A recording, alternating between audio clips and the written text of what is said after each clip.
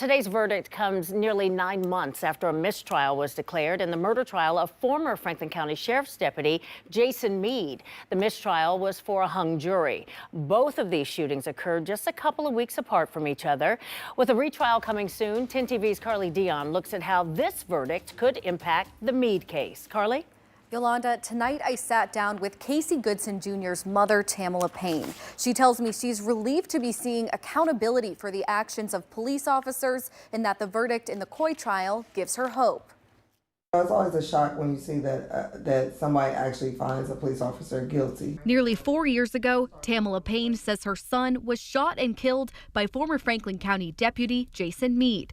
This happened more than 2 weeks before Andre Hill was shot and killed by former Columbus police officer Adam Coy.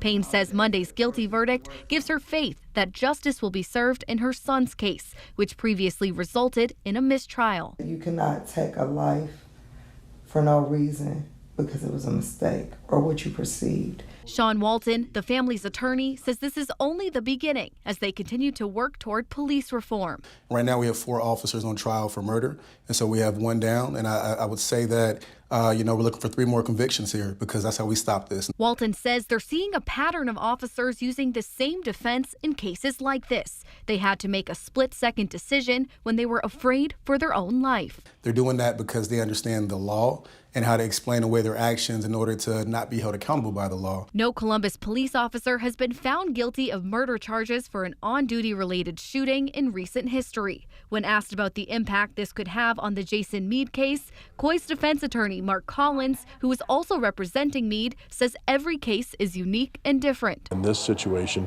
you have someone who's unarmed and there's no weapon. In the Jason Meade case, Mr. Goodson had a weapon and was showing it at the scene. Fraternal Order of Police President Brian Steele says he's concerned about the precedent this verdict sends moving forward. That will have ripple effects through law enforcement community, not just here in Columbus, in the state and the greater nation. There is no doubt about that. Steele says the job of a police officer comes down to making split-second decisions under immense stress, and Coy was dealing with an individual who was not complying. Murder, we are going down a path. This sends a message to every officer in this county that your split-second decision could now be led to murder. It is absolutely insane. But Walton says he believes the time for change and reform in policing is now. I think we're at a juncture in this city where we have 4 officers on trial for murder. And after these 4 murder convictions, we'll see a huge change in the culture in policing here.